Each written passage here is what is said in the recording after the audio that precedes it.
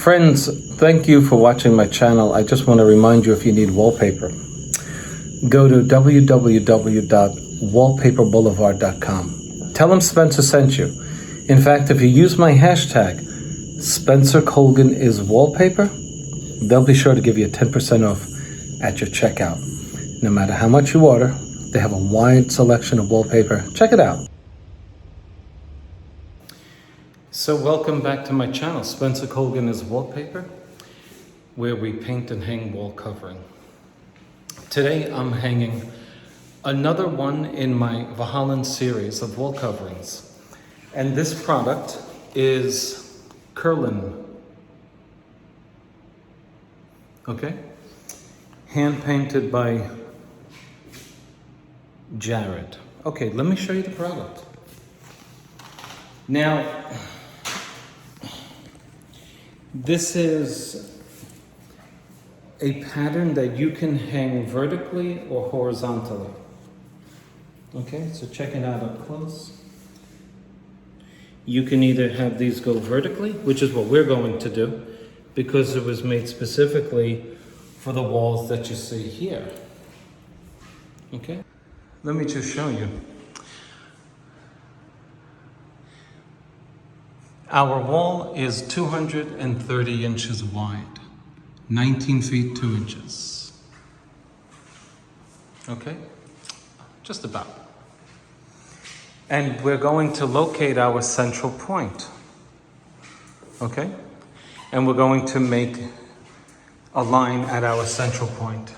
So our midpoint is 115 inches, right there.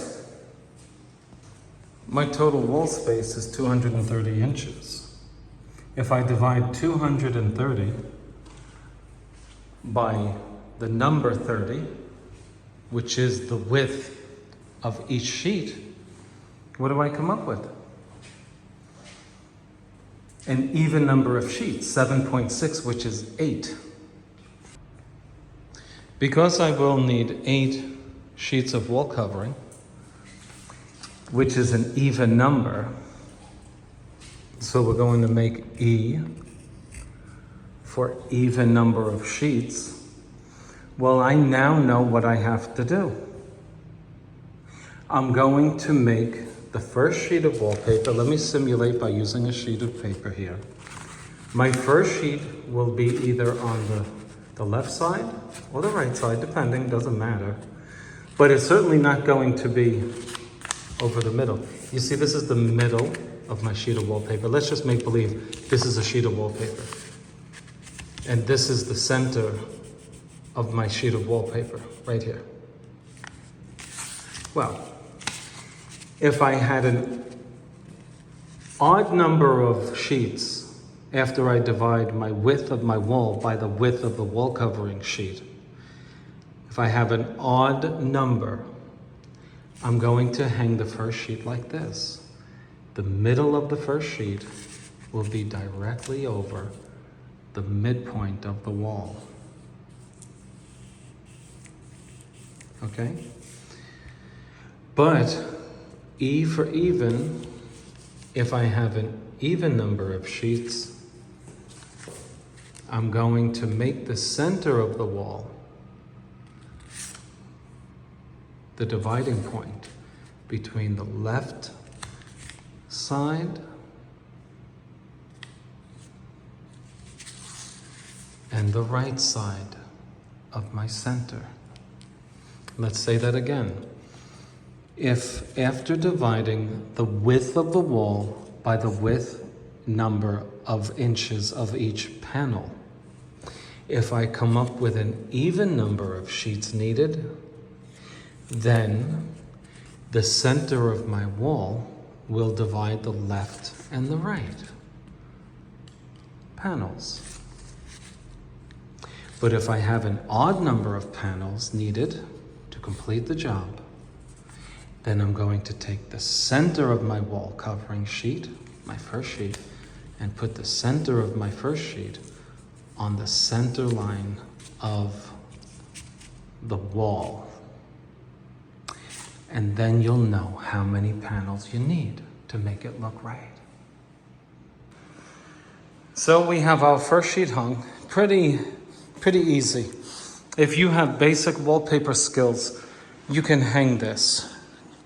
You hang it according to your laser liner or your plumb line made by a pencil that's helped by a level, right? 4-foot level.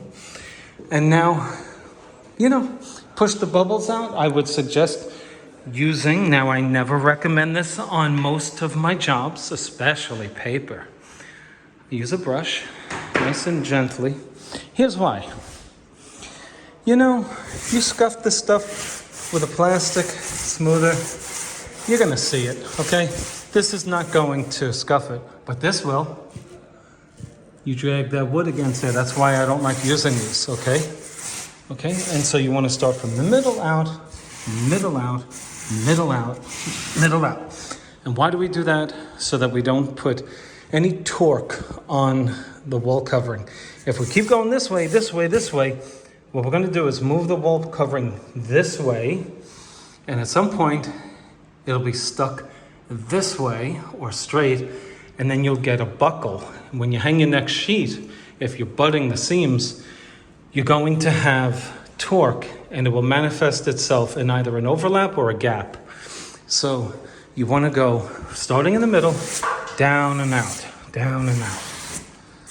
Okay?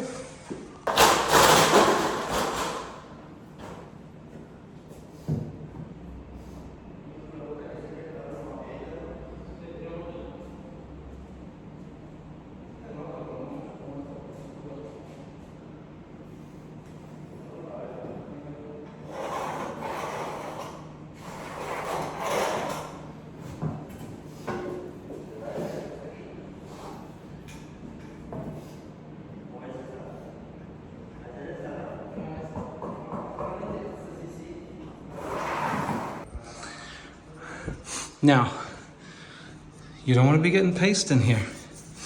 You don't want to be getting paste in these grooves.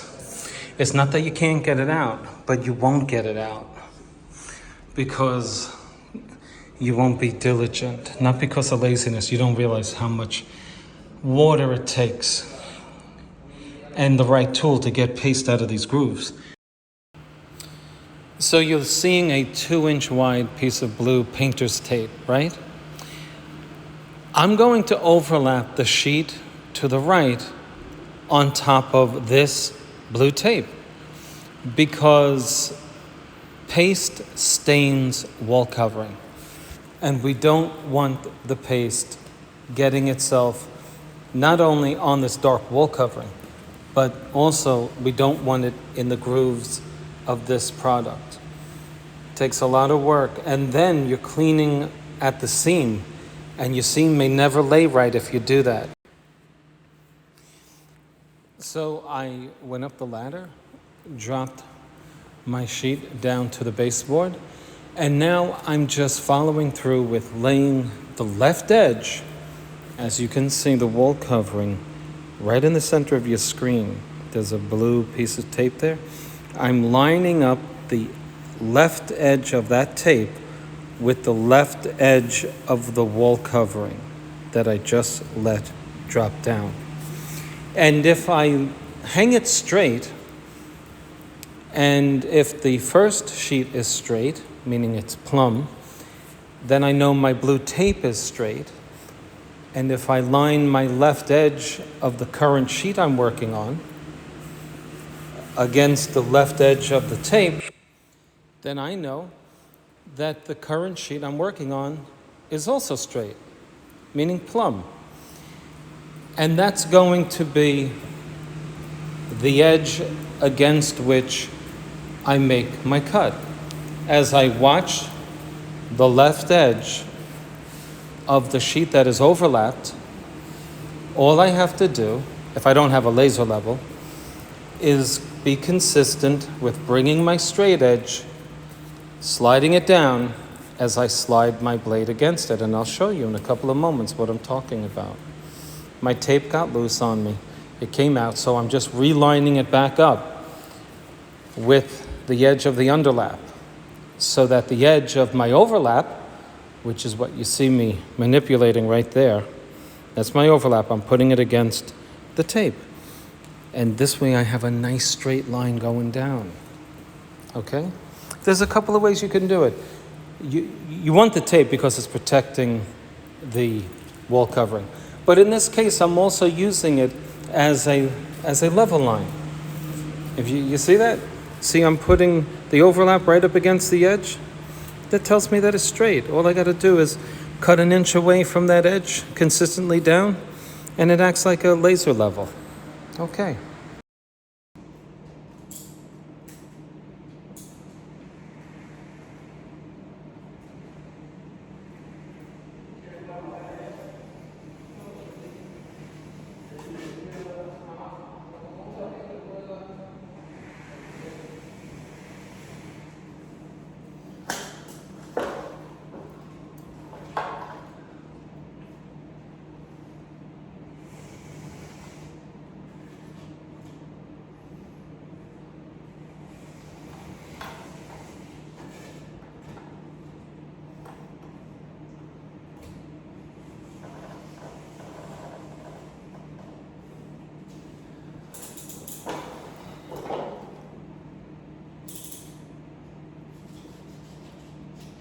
I recommend changing the blade every 6 feet on this product.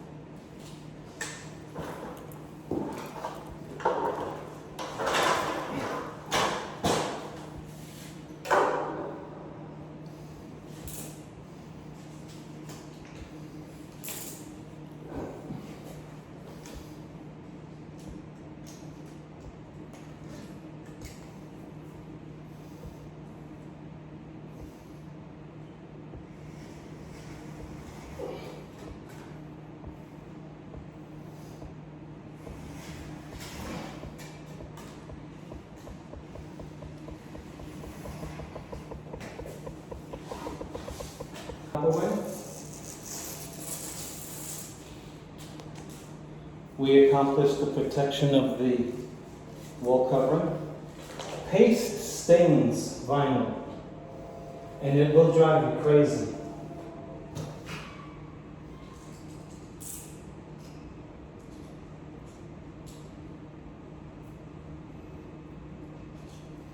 It will drive you crazy.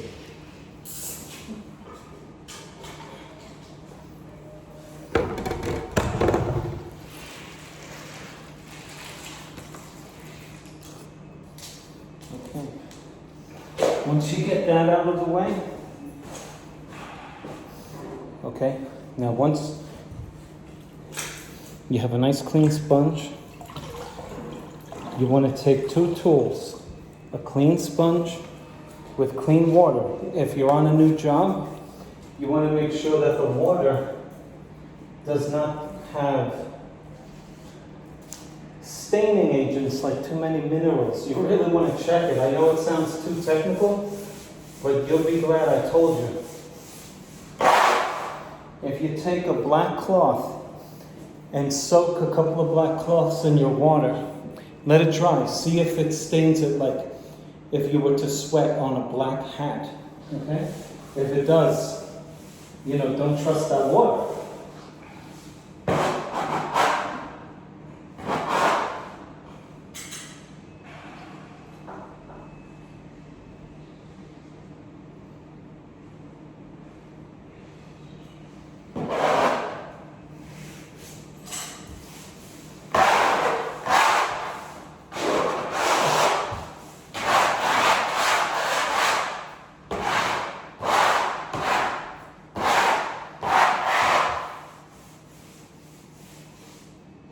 Now, I'm going easy with my smoother. but some of the plastic on my smoother is melting because of the friction, so it comes off like cotton candy. Best way I can explain it. So, if you're going to use a smoother, you have to get that debris off of it.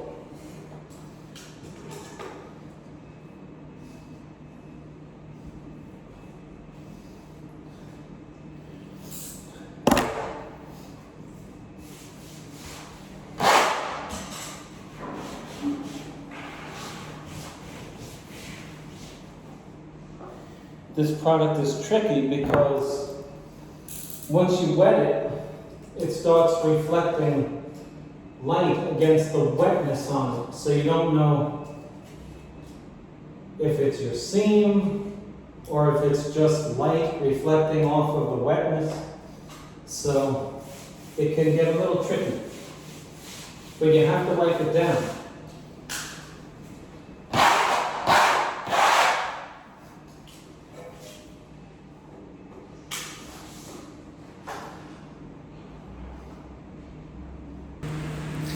Let's say you happen to get paste on your wall covering that has grooves like you see in this product. I want to make a suggestion for you. You know the brushes we use to clean our fingernails? Get one of those, put it in warm water, and brush up and down in those grooves and blot out the refuse water that goes into those grooves and cleans them with your sponge. Eventually, you'll get all of the paste out of those grooves.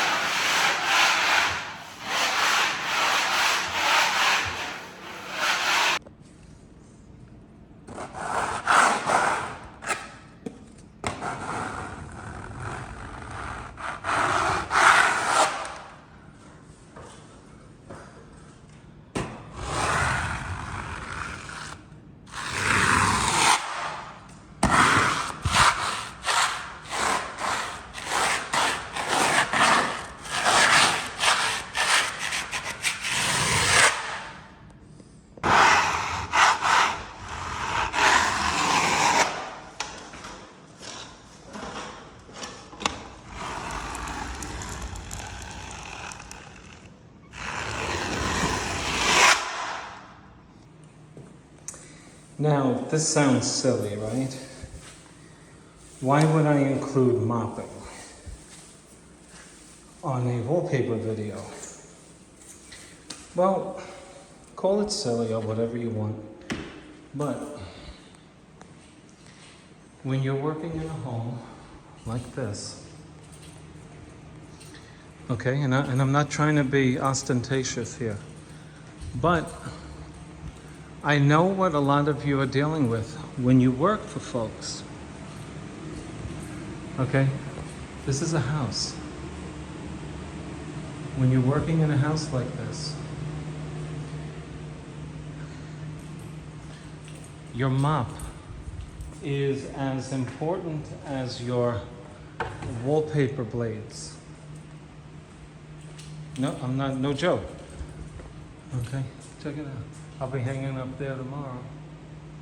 Okay, so anyway, getting back to the mop. This is really what I wanted to show you for this frame of the video. See this? Your leg and pressure from your leg is a lot stronger than the mop. Okay, so if you get anything stubborn on the floor, don't sweat it, just do that. And then you keep mopping. Okay? You have to protect yourself from liability. I am of the belief that you have to leave the room in a little better condition than when you got it. You know why? The cranky homeowner, if you should get one, is gonna notice that there's less of a mess in the room when you finish than there was in the room when you began.